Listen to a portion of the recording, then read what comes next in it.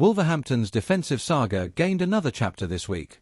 Just when it seemed the board had finally found a solid solution to bolster the defence with a signing in the works, new information from Spain dampened optimism. The move highlights how much the club still needs to make adjustments and how every detail in the transfer window can completely change the outlook.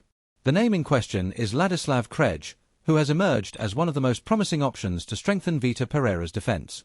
Recent reports indicated that Wolves had already reached an agreement with Girona, but the fact that the player was included in the squad list for the match against Villarreal raised doubts about the true imminence of the transfer. If the departure were so advanced, it would be unlikely he would be selected by the Spanish club. According to local reports, Krejčí himself has reportedly requested a few days to evaluate his future.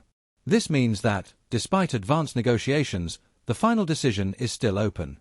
This type of indecision is worrying, especially since Wolves have already had failed attempts at other defensive targets this summer, such as Axel Disasi and Jakub Kiwior.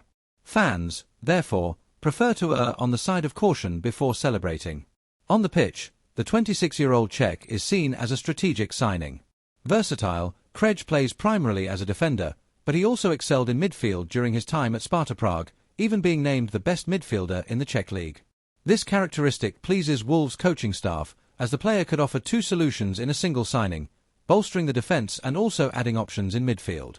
If the deal goes through, Wolves would gain not only defensive solidity but also tactical flexibility. Furthermore, freeing up some of the budget in other areas would allow them to acquire more attackers, currently the squad's most obvious shortcoming. However, until there is an official announcement, the mood is one of apprehension. The club needs this piece, but it now depends on Krejčí's final decision and Girona's willingness to accept his departure.